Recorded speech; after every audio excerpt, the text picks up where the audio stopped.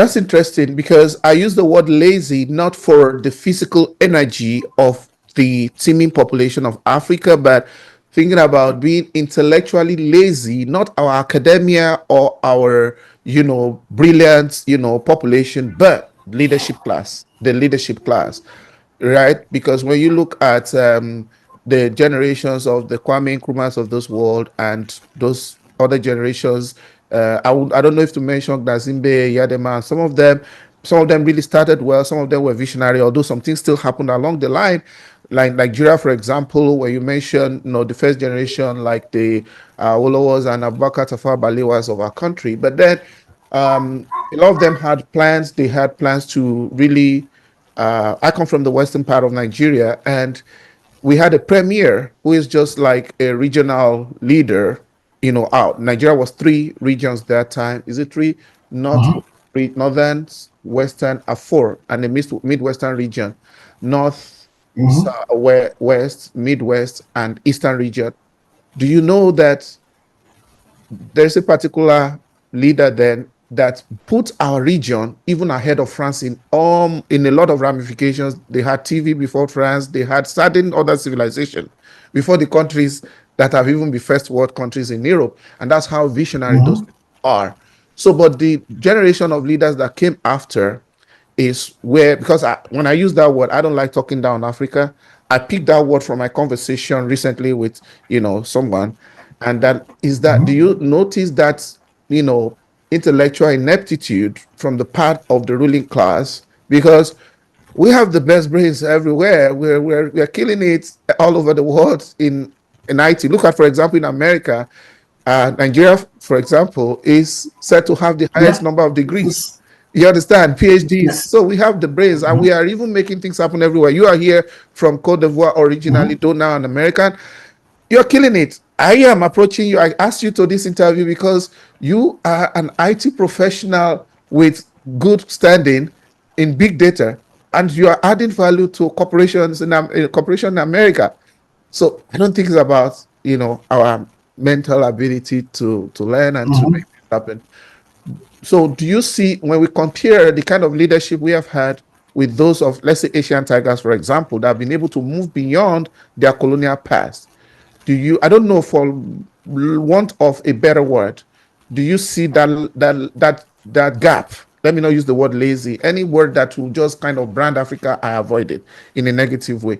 So what's your observation? What do you see concerning ours and theirs?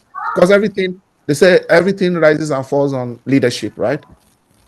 Mhm. Right. So Yeah, what? yeah. I think one of the issue we had and we keep having is our leaders because earlier I mentioned that we don't have they don't have a good vision, right? That's Uh, true. when I take for example, for Cote d'Ivoire, we started with the president like Félix Houphouët-Boigny. These guys build everything, right, in the country. So after, and that's one of the things, after he passed away, we end up in a kind of conflict because the country didn't was not really prepared for this transfer of power, right? The leader is gone, and it was a little bit of chaos, a chaos, right? Finally we got another one there, and these guys came, and he was like, okay, he has a vision, but at the same time, he was having some issue with the French, because Yeah, no the matter colonial what, powers. yeah, especially French is still tied to those countries. They always have their hand in everything. So even if you have vision, right, and that vision that align with what they want, they will do their best to create a lot of trouble, right? And my country went through more than 10 years of instability, right? And even at the time, that we end up in the war in almost in 2010, right?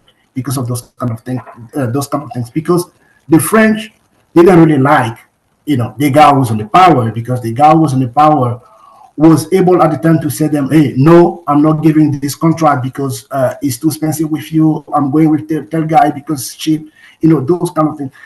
and he didn't really get the support Hmm. of his own people, Hmm. because the opposition in Africa is not oppositions to bring good stuff. They just want to be in the power. Their feeling is like, it's my turn, I want to eat too. It's not like, okay, you did that, there is a problem, let me use that approach, right, and then move ahead. No, it's all about my turn, my turn. And the way the political party are structured in Africa is wrong. It's always backed by a region, ethnic group, and so on. So when the guy's in the power, he'll start thinking about his family, thinking Hmm. about his relative, thinking Hmm. about his religion and his ethnic. Hmm. How this guy can take care of all those people? Hmm. He can't. He's end up digging, putting his money in the, put it his hand in the money country and just distributed the money, and we end up in corruption, Hmm. right? So when people mention that we are lazy, sometimes it's about we don't have a clear vision. I'm here. Where am I going? Hmm. I'm running this country. What is the future of this country? I'm starting from now. In 5 years, am I planning to build more houses? Am I planning to get more company open up in Africa, in my country? Those kind Hmm. of things. Maybe they think about it, but they never implemented it. In the opposition, they'll be fighting, fighting, fighting. As soon as they get in the power, they are worse than who was there before. Wow. So we coming back again. What Hmm. did we do? Did we went backward? Did we went forward or backward? Hmm. And we are in the same thing non-stop. Wow. That's loaded. Let me dwell in the CFA region. I don't know. I don't know if I put it right. Let me the Francophone region for a little while, because recently we see some activities of military. I know you're in America. I don't know how much you follow. It didn't happen in your country, so I will forgive you if you're not aware. But in Niger, President Abdul Rahman Tichani took over in 2023.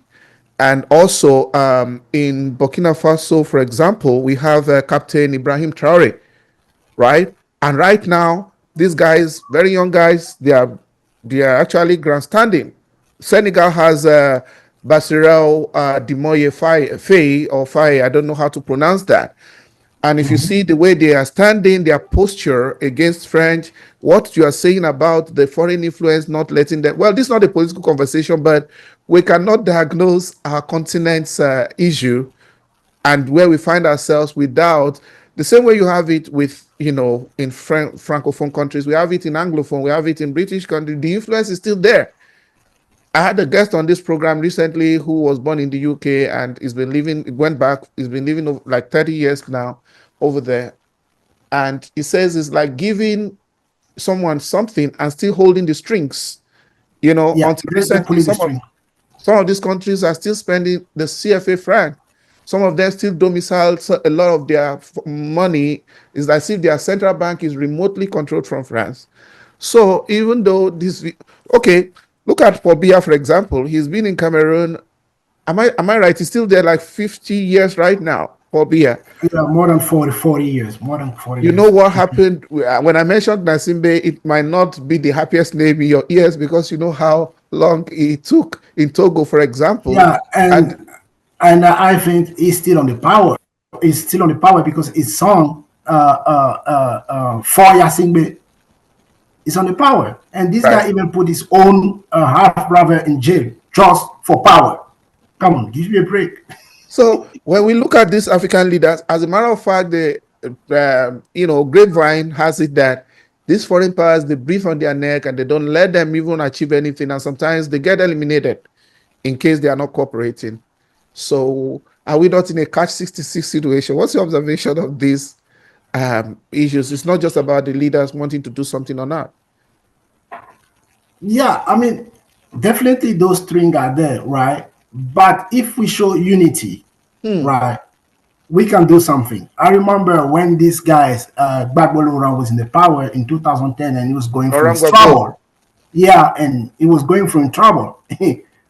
all the African countries just let them deal with the friends. You know, if it's so easy to divide us, right, they will always run the game. This is what's going on, right? For someone to come in the power, you need to be backed by friends, right? And if you are not, it'll be difficult. So if you are not, and you are lucky and you get through it, man, they're gonna create you a lot of rebellion, a lot of trouble here and there, just because they don't want you to succeed, right? They want still be I mean, they run out the game. They want to still control everything. What's happened in I think in Niger, Burkina Faso, and Mali, it was a coup, right? In general, military coup, because even those presidents who were elected by vote, by election, right? Who won by elections, they were not doing what they said. Earlier, I mentioned that those guys they're in the opposition. As soon as they get in the power, they change, They change. right? Yeah. So sometimes when you look at it, you think that Africans are not really ready for democracy yet. You need some strong guys who are gonna be there and then run the country for more, with a good vision, run the country for 10, 15 years. Just a time for them to build something, because every 5 years we end up in the crisis and we have to start over.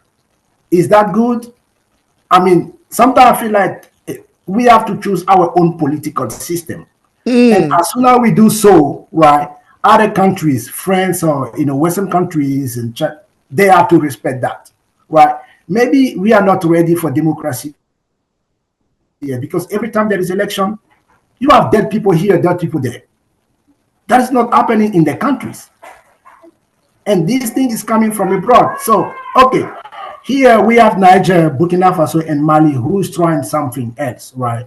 Let's see how it goes. I think if they have a good vision, right, if they stay to what they promised to the population, if they stick to developing their country, make them more independent, I think it's good. We don't care really if it's a military or a civil, right?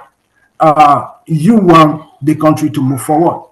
Right. That's what we have to look. We see China. China has the political system. Who can go? Who can go there and tell them something about it? Nobody.